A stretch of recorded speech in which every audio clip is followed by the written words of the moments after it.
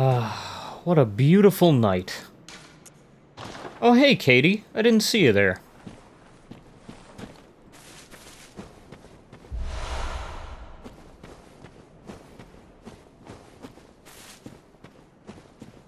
Finally, time to get to, one of my least favorite, levels in the game. I am not sure if it's my absolute least favorite, but I definitely do, dread this bit every time it comes up. For reasons that will become apparent.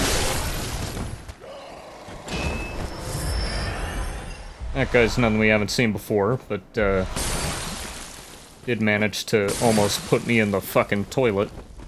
Because I, was not being careful. I was like, oh, look at me. I beat Vicar Amelia first try. I can do anything. Yeah, well. See how long that confidence boost lasts.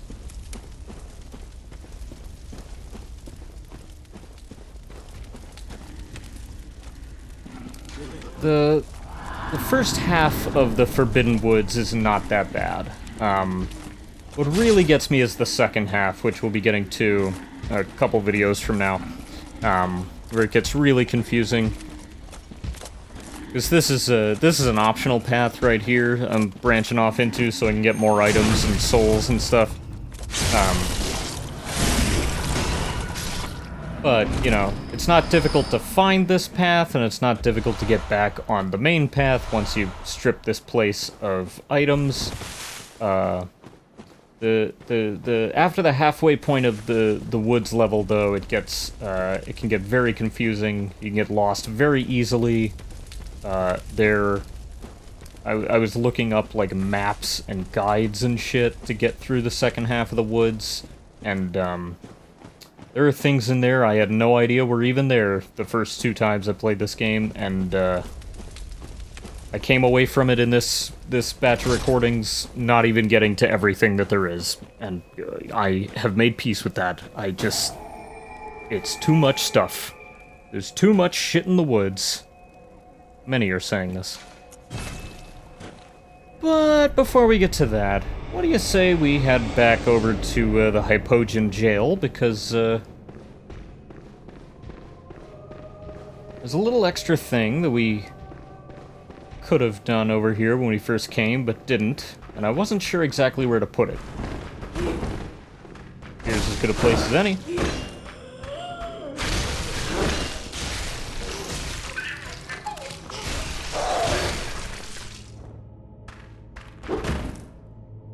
Just gonna get my throat slit a little bit, and then...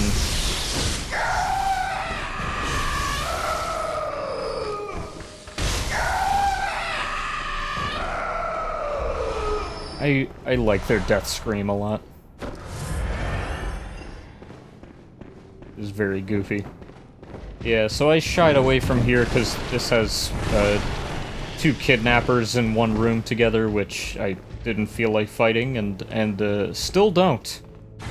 As soon as I stop getting turned around, I'm straight up just gonna run past these guys, because I don't want to deal with them. Because what we actually want is out here.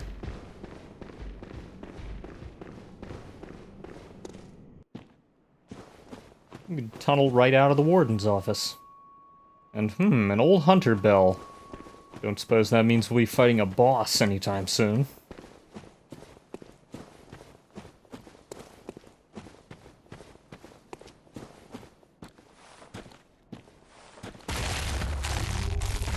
Yep. There he is. It's Dark Beast Barl.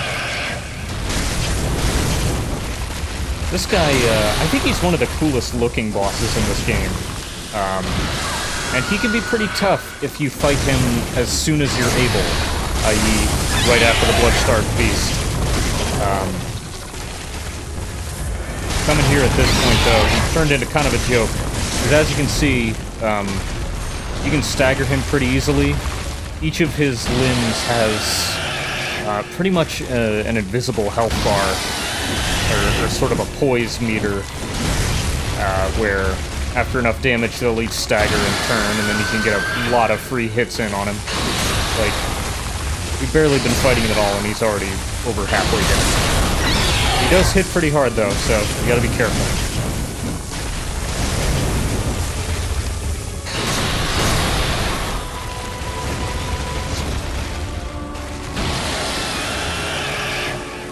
This is the third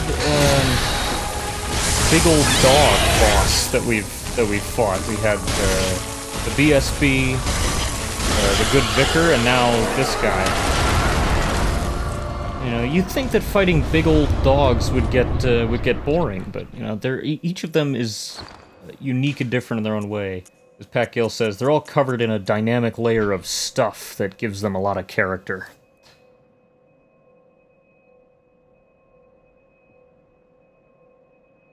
So, if you did not run out into Yahargul proper and pick up the Tonitrus at the end of that long hallway, then the Spark Hunter badge will unlock it in the shop for you to buy.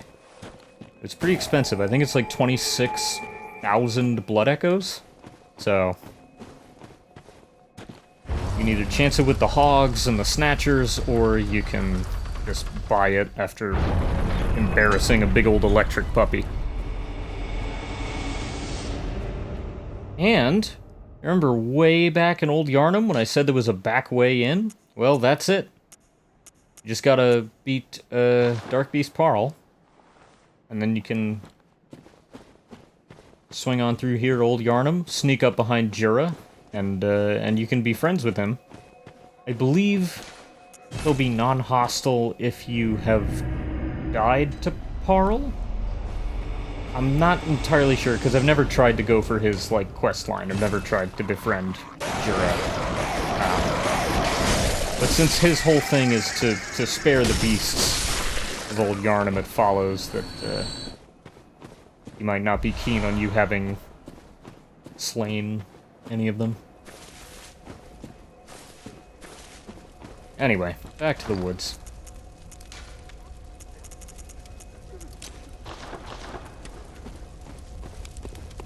Just getting ready for what I know is coming up ahead.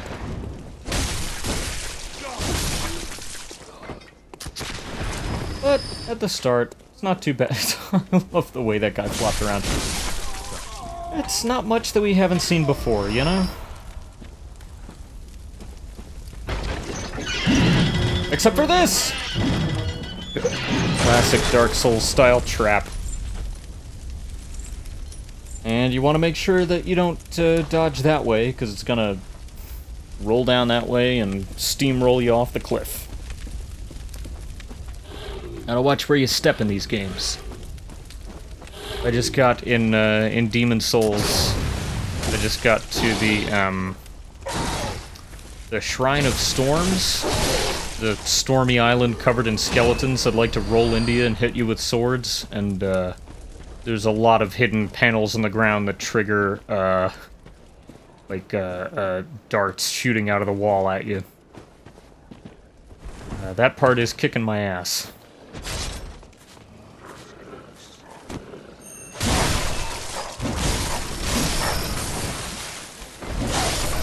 So there's a couple ways you could approach this from, or you could just sneak past. These guys here throw oil urns at you, and that little triangle thing under our health, that's sort of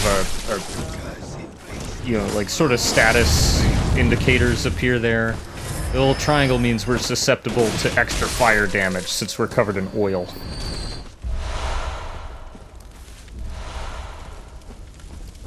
Yeah, I usually like to get the drop on these fools from the hillside up there. Yeah, look how useful shields are in this game.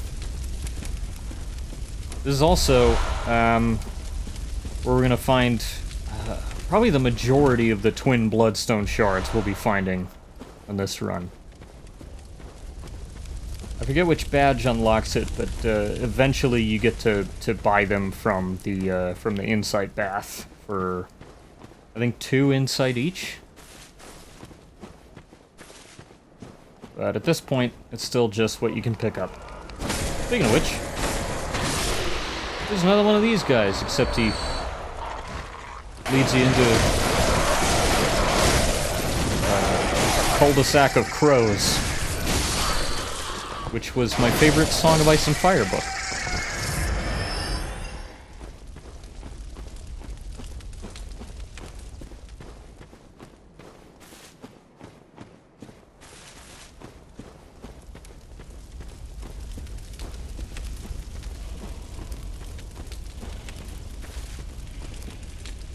Tum-de-tum-de-dee, just stepping onto this one thing. Oh! Another trap that I expertly walked right into. God, I love the Havoc physics engine so much. I love when shit in games just flies around all over the place. Well, what are the odds of... Ah, shit. And yet more crows. Luckily, again, these guys are chumps. And unless this guy falls down here, we should have no problems.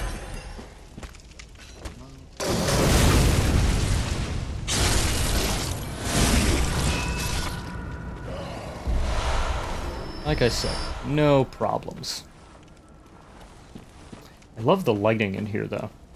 Whatever gives off that red light in this area really paints the bottom of this pit in a nice way. Boop, clipping through that, that plank of wood.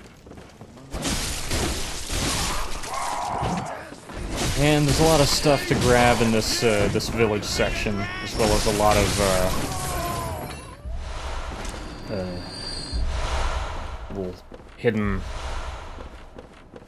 reinforcements of guys in some of these houses. There's also, yeah, here if you'd gone around, there's another trap, and if you'd gone around over to the left of the path after those enemies earlier, you would have come right to that gate and that trap. But you also would have had to go past this guy.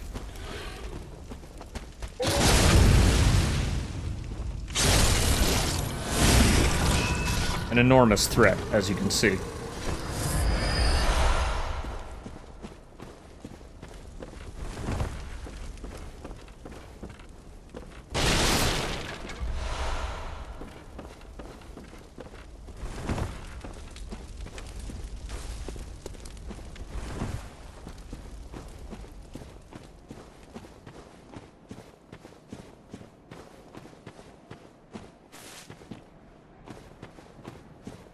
So yeah, the village has a whole sort of upper section in this hill over here.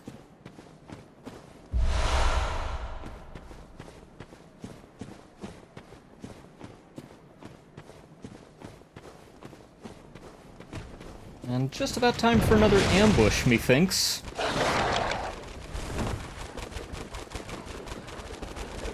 Alright, time to bottleneck a bunch of dogs through here.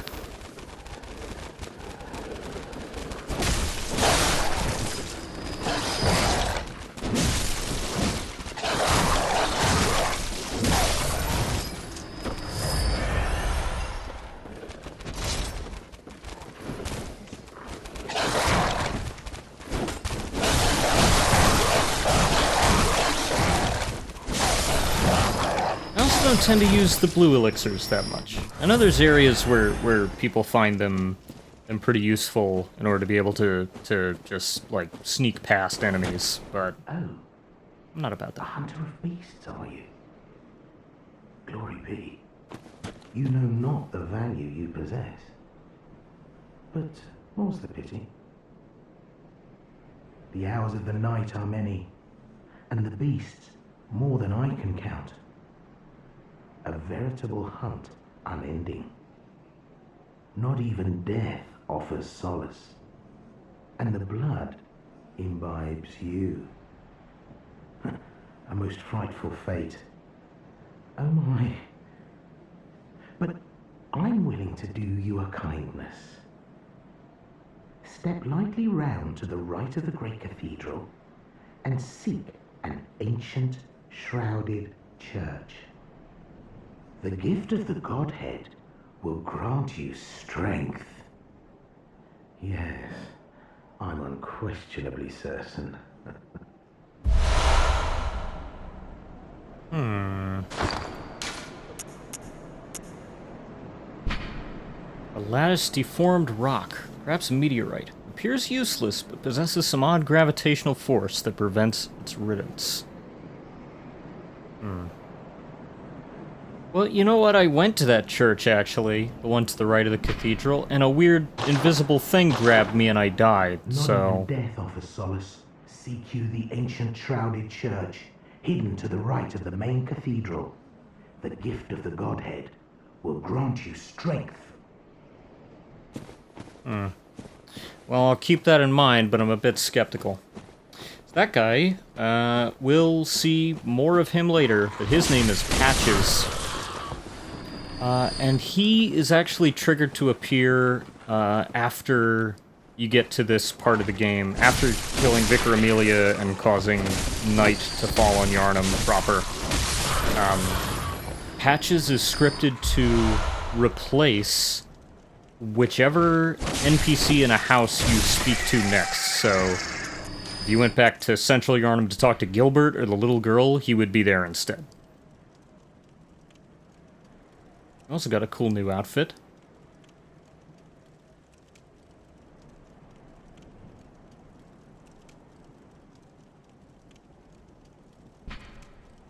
We can be a spooky medical person. And we're going to be playing a lot of dress-up throughout this stretch of the game. Just to show off, you know, a lot of the different outfits and the viability of the different outfits, because that's something I kind of like about these games, is that there's lots of different, you know, clothes to wear and armor, and it's not like in your typical RPG where it's just, you just get better and better clothes as the game progresses to the point where, like, you know, the stuff you started with or the stuff you get at one point in the game, just, you have no reason to wear it after that. This game isn't really like that. There's no sort of one-size-fits-all clothing option. They all have their advantages and disadvantages in terms of defense against various things. So, I'll be doing a little bit of, just a little bit of min-maxing all around to make sure I'm always wearing the right clothes for the job at certain points. And here we got something that I missed on my last run, so I actually can't show it off because it's it requires Arcane. But this is going to be your first Arcane Hunter tool you come across, besides that the bone that lets you quickstep. This is the Beast Roar. It is essentially the same as the Force spell from Dark Souls, which I don't know how much damage it does, but it essentially you just expel a huge sort of shockwave from you by roaring that pushes people back and staggers them. If you time it right, it can also deflect bullets. Unfortunately, I missed that on my last run at this game, so I cannot show it off to you. But the Arcane Hunter tools I did get, I will be showing off how they work, even if we can't use them in this run.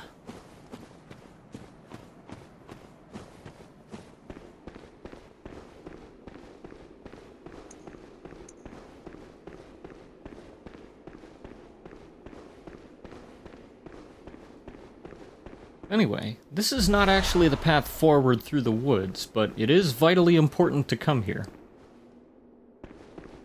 There's a pretty special surprise at the end of this tunnel.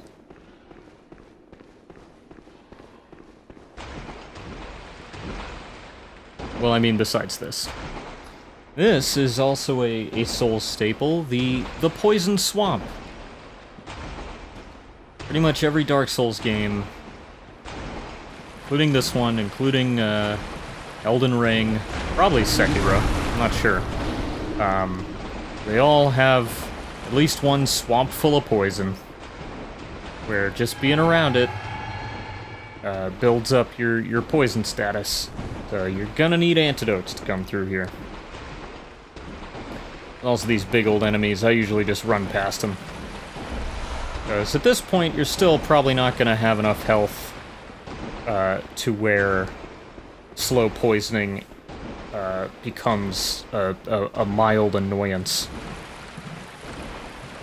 But the next time we come across one of these poison swamps, we'll be at a point where we can pretty much just tank a whole slow poison meter and not really have to worry about it.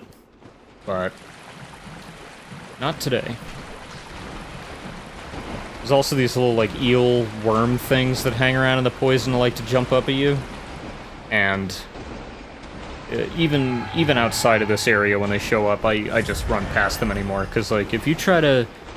There's a lot of them in each, you know, pack, and they like to jump around, they're very mobile, and they love to low-profile your weapon hitbox and, like, slip past you, even if you lock onto them. So I hate trying to kill those things, so... I just tell them to fuck off.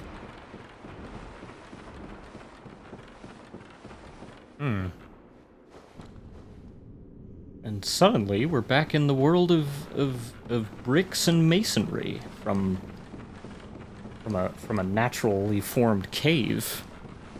Where could we possibly be?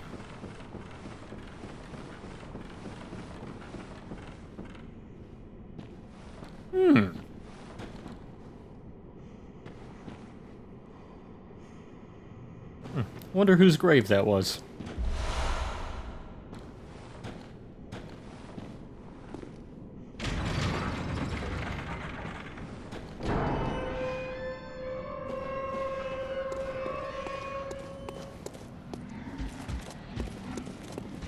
Well, shiver me timbers. We're all the way back at the start of the game.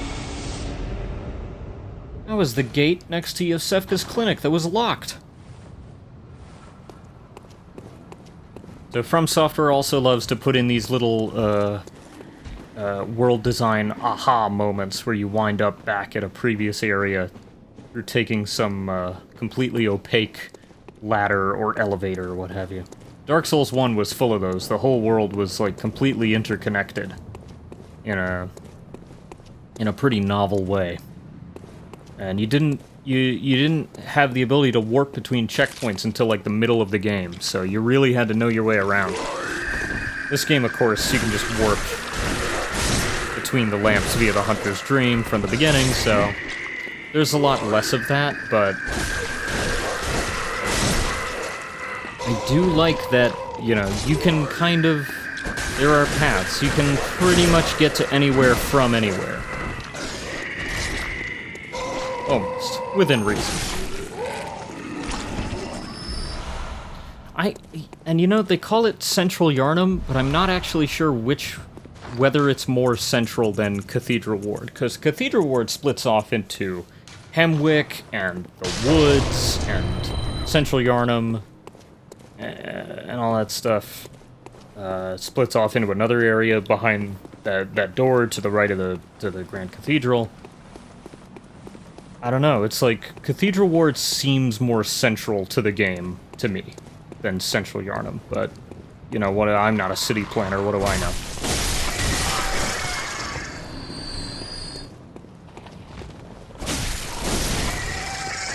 You gotta love these clothes.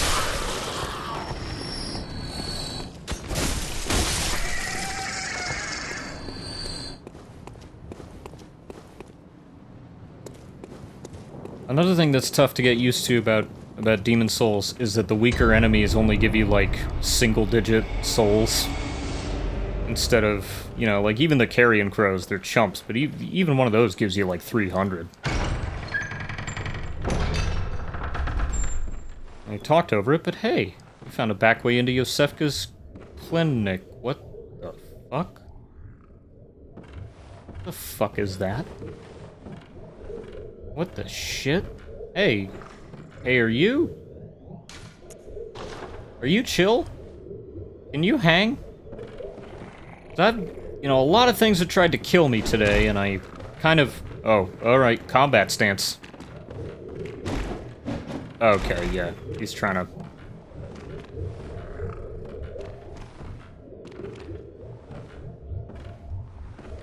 Oh, now it's bored.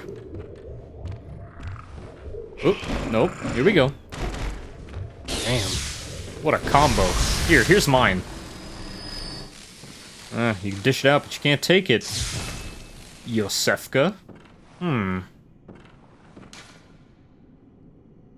yeah, just to show that this is also the room where we woke up right at the beginning of the game. But this is new. Cainhurst Summons. An old bloodstained summons inviting an honored guest to the forsaken castle Cainhurst. Rather bafflingly, it is addressed to you.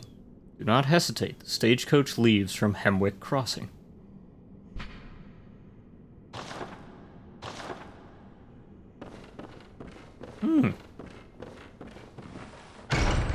Cainhurst, of course, is home to the corrupted Vilebloods, the sworn enemy of Alfred and his master Ligarius. He was just telling us about that. I guess we should go check that out at some point. If we have time, you know. Busy day, lots of errands to run.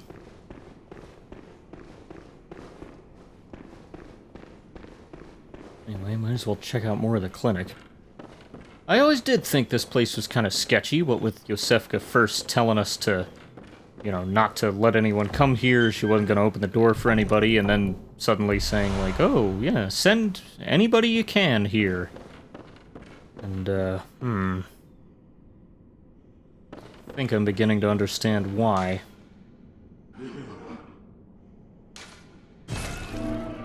I do not accept this. That's horrible. Yep, so if you wondered why I wasn't sending anyone to Iosefka's clinic, it's because if you send someone here, they get turned into one of those things. Ah, moonlit scents. How did you worm your way in here? Very unfortunate. I had such high hopes for you. Well, I won't make any excuses. Would you mind leaving us alone? Things need not change. You'll do the rescuing, and I'll do the saving. But if you refuse to leave... Oh well. I've always wanted to try my hand on a hunter.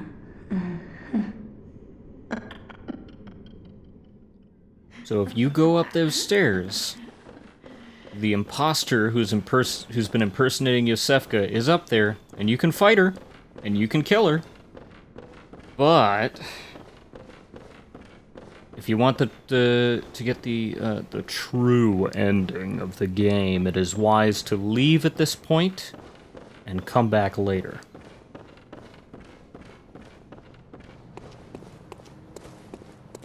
Also, if you want to be friends with her and you want to send people to the clinic, then it is imperative that you do not go in there and fight and kill her.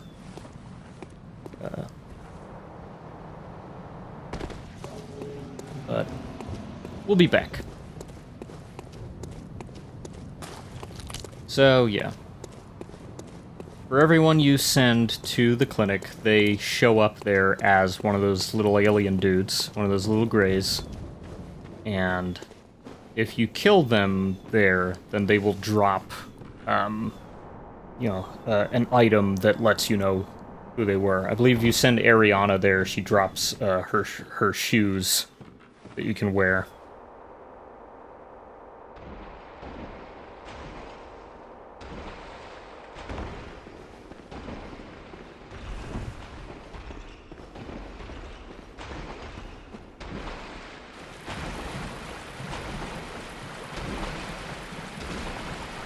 I'll save you the trouble of, I'll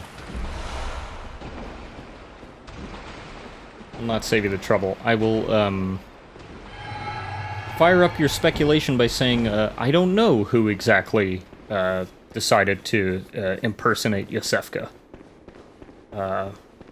I have a guess as to where they're from, lore-wise, but, I don't know who exactly is behind the mask, so to speak. I don't think anyone does. I don't think anyone can. But as to their purpose, they're definitely doing lots of unethical medical experiments on the people of Yharnam to turn them into something. Not beasts. something of a higher nature than the beast plague. And we might be seeing some more of that. There's other types of enemies, not just the beasts. So there's also the official name is kin. It's people who have not succumbed to the beasthood, but have been transformed in these experiments to try to ascend to a higher plane of existence. And those little alien guys are, well, they're not the first ones we've seen, but they're the first ones where it's become obvious that someone has, like, changed them into that. Also, fire doesn't hurt you, and it's not just there for... Fire doesn't just hurt you, and it's not just there for set dressing. It can also hurt the enemies. That guy who I hit twice, he got nudged into the fire, and that finished him off, which I think is pretty neat.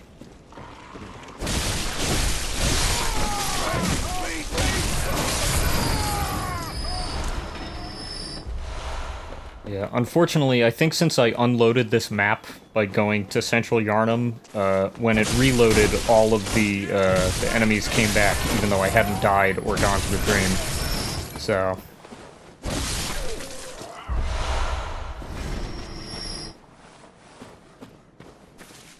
Now, Dark Souls had a handy in-universe explanation for why enemies respawn when you die, or leave the area. In that, like, you know, the whole land is suffering, including yourself, from, you know, the undead curse. So, everyone you're fighting is, by definition, undead, and therefore able to come back to life. I don't know if there's a similar in-universe explanation in this game. But, you know what? I'm not a fucking nerd, and I can just accept the explanation of, it's just a video game. I don't think everything needs to be over-explained, even in a game as lore-heavy as this one.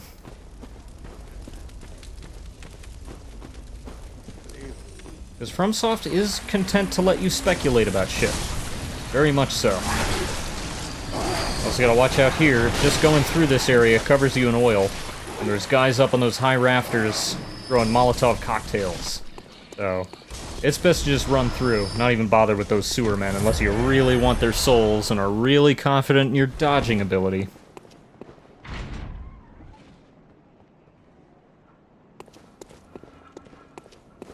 Now, if you want to get up there and kill those Molotov guys, at this point, doing commentary, I believe that the way up there is back over on the hillside, like where the tunnel entrance to the clinic was. I did not know that when I was doing the gameplay. So that was me trying to find a way up and get all those items, and also dodging.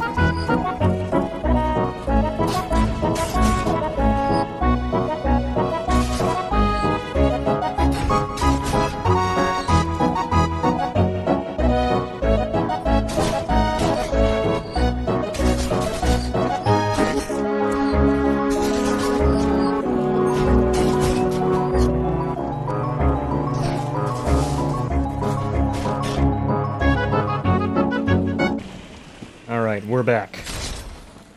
And before we go pick up our souls, sneak up and bam! Hell yeah. Always satisfying. I don't know why that guy was just staring at a rock face, but...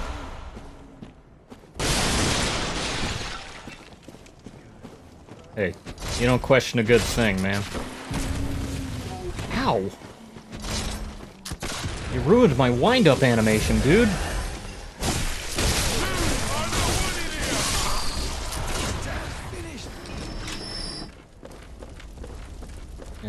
Yep, there's just one gun guy up here who can kind of ruin your day if you're trying to just make it through this place. And now here I was like, oh, is the path up to those rafters from up on the roof? And, dear reader, it is not. Next time I play this game, I will actually get up there. But this time, no. It's not gonna work. Don't even try it, buddy. I was like, ooh, maybe this is a... No. Just a sheer drop. Okay. But I am gonna venture in here just to get my blood echoes back from this guy.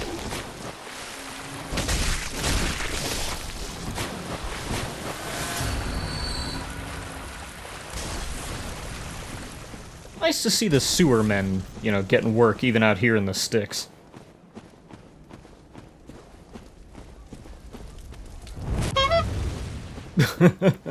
Jump cut. Totally didn't get killed by the blast radius of that cannonball there.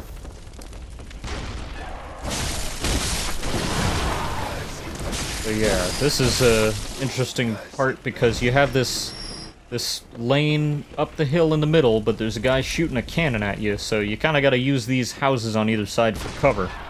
But there's enemies in almost all these houses. So be careful. And yeah, the cannon can really mess up your whole day. Even just the splash damage. Plus there's this guy. And he's got a different weapon than the other ones we've seen. Instead of that big machete, he's got like a weird like industrial comb. Or like some sort of two-handed rake. I don't know what that is, but it hurts a lot when he hits you with it, so kill him.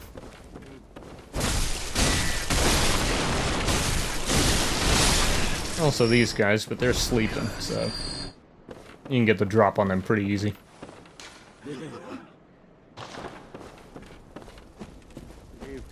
Good advice. I'll mash up your brain. Oh yeah? Oh yeah? What are you gonna do to my brain? How are you gonna mess up my brain? You're not even gonna weigh on my conscience.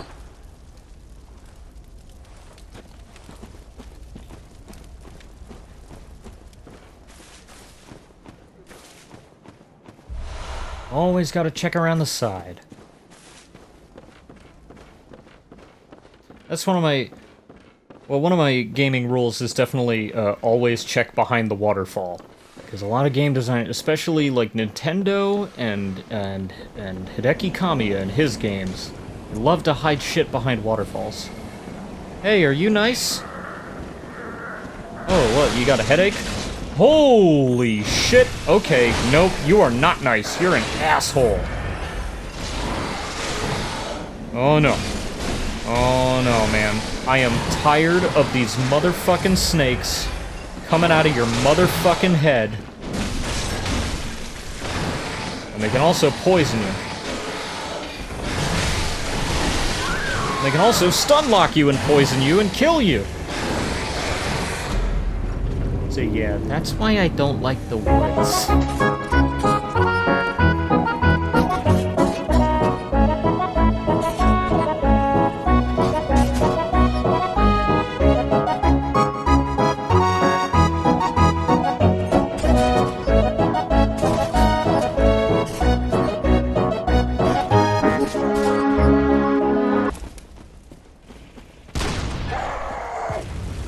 Well, you go over there. Fuck you. Alright. You can also use the cannon yourself, but I believe the length of your shot's arc is dependent on your strength stat. So unless you're really strong, you're not gonna shoot the cannon very far.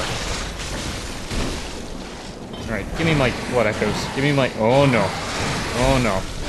You can parry and visceral these guys, but it's tough because their snake heads can attack independently of their bodies. So you could have both coming at you at once. So it's really hard to read their animations and know when you have a legitimate opening to get a shot in, or even just to dodge or hit. And there's another one right there. trying to parry this one, but it's not going as well, and I'm almost getting poisoned, and I'm almost dying. These guys are super tough if you're not prepared for them. Which, despite knowing that they were coming, I wasn't. Yeah, see, they can really, like... There's no break. There's no break. And it's not like you have, like, invincibility frames after getting hit, like in, you know, classic, you know, a lot of classic, like, side-scroller Nintendo games. Or even just a lot of games in general. You really only have invincibility frames when dodging or doing a visceral attack.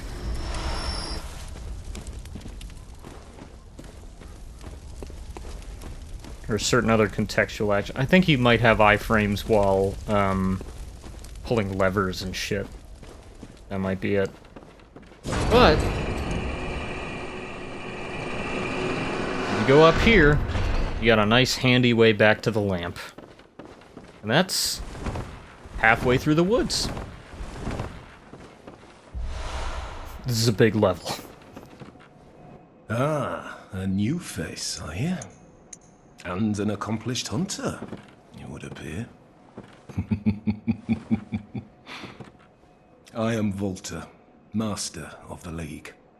Members of the League cleanse the streets of all the filth that's spread about during the hunt. Like any half-decent hunter ought to, you know? Haven't you seen enough of these wretched beasts? Freakish slugs and mad doctors. Sentence these fiends to death with the help of your League confederates. What do you say? Why not join the League? Yes, as a hunter well should. Commit this to heart. Our own Carol rune, symbol of the League. The night brims with defiled scum and is permeated by their rotten stench. Just think, now you're all set to hunt and kill to your heart's content. Hunt in cooperation with your fellows, your League confederates. Man, you know, I kind of just said yes to get out of an awkward conversation, and then you made it way more awkward, dude. Anyway, this is our first oath rune, our first covenant that we can join. The League is sort of an online co-op covenant. It's so you can connect with other players and hunt with them, not against them. And like Covenants in Dark Souls, you can rank up in the Covenant by collecting certain items from your hunts and turning them in this case, vermin. Hello, who's this? Hey there, stranger. This, my friends, is President Grixon. He is level 252, because I leveled him to 250 with the Comfuck Chalice as a joke, and gave him 50 attributes all across the board. Just to see how easy it would make the game. He's going to be showing off our Arcane Hunter tools, the first of which is the Madaris Whistle. You get this from ranking up your League Covenant enough, or by killing Valter and his buddy who spawns in after you kill him. It's a big snake. It's pretty cool. And boy, she is good at her job.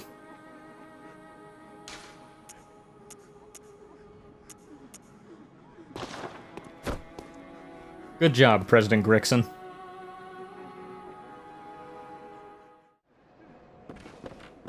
Anyway. Not actually gonna join the League. I always just feel like I don't want to say no to that guy, because you heard him. He sounds like a real asshole.